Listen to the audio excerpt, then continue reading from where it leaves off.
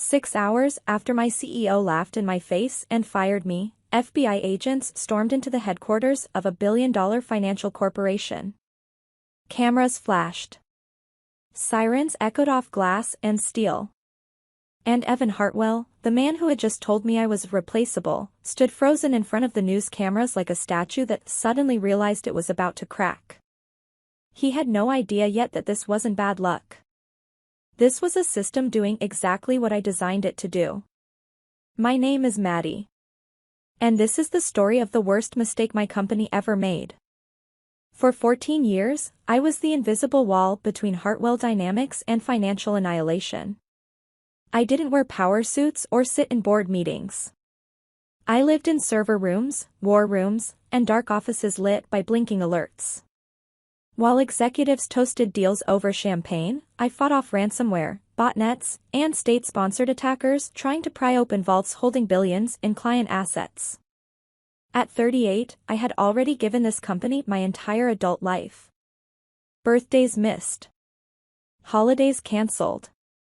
Relationships slowly suffocated by the phrase, "I can't, there's a breach." I believed loyalty mattered. That morning at 9:15 a.m., I learned exactly how wrong I was. The war room was glowing red when the first wave hit. Not metaphorically. Literally red. Alert panels screamed from every wall as a coordinated cyberattack slammed our infrastructure from multiple vectors. Eastern European IP ranges. Asian proxy chains. A domestic botnet hiding inside legitimate cloud traffic. It was elegant, adaptive, and terrifyingly precise. This wasn't noise. This was a surgical strike. My fingers moved across 3 keyboards at once as I barked commands to my team. Firewall 7 is holding. Reroute Treasury servers through Delta backup now. Kill that port. Patch that vulnerability before they loop back. We'd been there since 4 in the morning. Coffee cups everywhere. Burnt circuitry in the air. The attack wasn't trying to steal petty data. It was going straight for the core. $2.3 billion in managed assets. That's when Evan Hartwell walked in. He didn't rush. He didn't look worried. He strolled through the chaos in a flawless suit that cost more than some of my engineers' monthly rent. His cologne cut through the stale air like a weapon. Behind him came the board, pale and confused, staring at the walls of red like people watching a building burn for the first time. "Status," Evan said, his voice calm in that practiced, condescending way. I didn't look at him. "We're containing a multi-tier breach attempt," I said. "They're adapting in real time. This is professional grade. Whoever built this knows our architecture." That's when I noticed it. The smile. Small. Confident. Completely out of place. "Maddie," he said, dragging my name like it annoyed him. "Pack your things. You're fired." The room went silent. Not dramatic silence. Real silence. Even the keyboard stopped. Someone gasped. I turned slowly, my hands still shaking from adrenaline. "You're firing me," I said carefully, in the middle of an active cyber attack on $2.3 billion? Evan didn't flinch. He gestured behind him, and that's when I saw Derek. His nephew. Fresh MBA. No technical background. Holding a tablet like it was a shield. "Derek will be taking over cybersecurity," Evan said. New blood. Fresh perspective. The words barely registered. All I could see were the warning panels behind him flashing faster now, angrier. "If I walk out," I said quietly, "you won't be able to contain this." Evan nodded to the security guards. "Your access is revoked. Surrender your badge." 14 years ended in less than 10 seconds. They walked me out past my team. People I'd trained. People I trusted. Their faces were a mix of shock and fear, because they knew exactly what this meant. The elevator rejected my executive access. Red light. Access denied. The guard stood there as I packed my office into a cardboard box. Awards. Photos. A mug that said, "World's okayest boss." I was escorted all the way to the sidewalk like a criminal. When the doors shut behind me, something inside my chest went cold and sharp. This wasn't despair. This was clarity. I walked until my legs stopped shaking and sat on a bench in a small park. The box rested beside me like a coffin. 14 years of loyalty. And then the realization hit. The deep lock protocol. 6 months earlier, after a close call with ransomware, I had built something extra. Something I documented. Something I warned about. A biometric locked failsafe designed for exactly this scenario. If a catastrophic breach occurred without my biological authorization present, the system would assume I was compromised and immediately freeze all assets. No overrides. No backdoors. Fingerprint. Retina. Voice. All three or nothing. Evan had waved it off in meetings. "That's technical," he'd said. "Handle it." I stood up and left the box behind. The loyal version of me didn't exist anymore. By the time I reached a coffee shop a few blocks away, the first dominoes were falling. Inside Hartwell Dynamics, Derek was standing where I had stood, staring at authentication prompts he didn't understand. The system didn't recognize him. The attack intensified. Secondary defenses collapsed. Transactions began to stall. Evan stormed back into the war room demanding fixes no one could authorize. At 12:45 p.m., secondary safeguards triggered. Every transaction over $1 million required my digital signature. At 1:37, deep lock engaged. Every screen turned blue. Not broken. Locked. $2.3 billion frozen in place, perfectly intact and completely inaccessible. Phones started ringing. Clients. Banks. Regulators. No one could move a dollar. Evan finally understood what he'd done. By the time he tried calling me, it was already too late. At 2 p.m., my phone lit up with hundreds of missed calls. I didn't answer. I watched the street through the cafe window, sipping bitter coffee, as the system protected exactly what it was built to protect. Not the company. The assets. From the greatest threat it had ever faced. Its CEO. And that was only the beginning. By 2:30 p.m., Hartwell Dynamics was no longer fighting a cyberattack. It was fighting itself. Inside the war room, Derek stood frozen as the system rejected every command he typed. Error messages stacked like accusations. Access denied. Authorization required. Biometric verification missing. The attack outside the walls intensified, sensing weakness, but the deeper problem was inside. The company's own safeguards were turning inward, sealing vaults, locking doors, documenting everything. When Evan burst back into the room, his confidence was gone. "Why is everything frozen?" he demanded. No one answered at first. Then Tom, my former lead engineer, spoke quietly. "Because the system only recognizes the chief security architect's biometrics."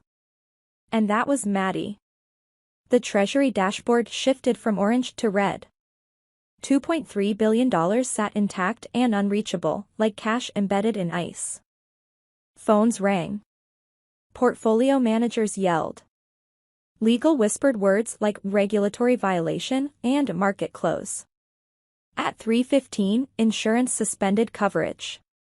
At 3:30, Bloomberg broke the story. The stock slid, then fell. Evan paced, barking orders no one could execute. Someone suggested calling me. "We tried," Tom said. 17 times. At 3:45, the system displayed a new notice. Phase 2, Forensic Preservation Mode. Evan stared at the screen. What does that mean? Tom swallowed. It means the system is compiling a complete audit trail.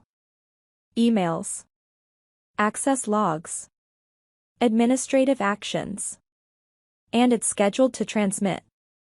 Transmit to who? Legal asked. Tom checked the code and went pale. The SEC. The FBI. The Federal Reserve. The room went silent. Evan finally understood the truth. The system wasn't broken. It was working perfectly. And it didn't trust him. At 4 p.m. on the dot, the transmissions began.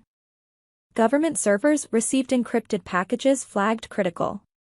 In a downtown office, Special Agent Sarah Brennan saw the alert and didn't hesitate. Mobilize, she said. Financial crimes. Full forensic team. At Hartwell Dynamics, the board assembled in panic as reporters flooded the lobby. Evan's assistant rushed in with breaking news. The Wall Street Journal wants a statement. They know you fired the security chief during the breach. Evan's phone buzzed non-stop. Board members arrived furious and afraid. Margaret Walsh, the lead independent director, didn't wait for excuses. Explain why you terminated our chief security architect during an active attack. Evan tried to frame it as restructuring.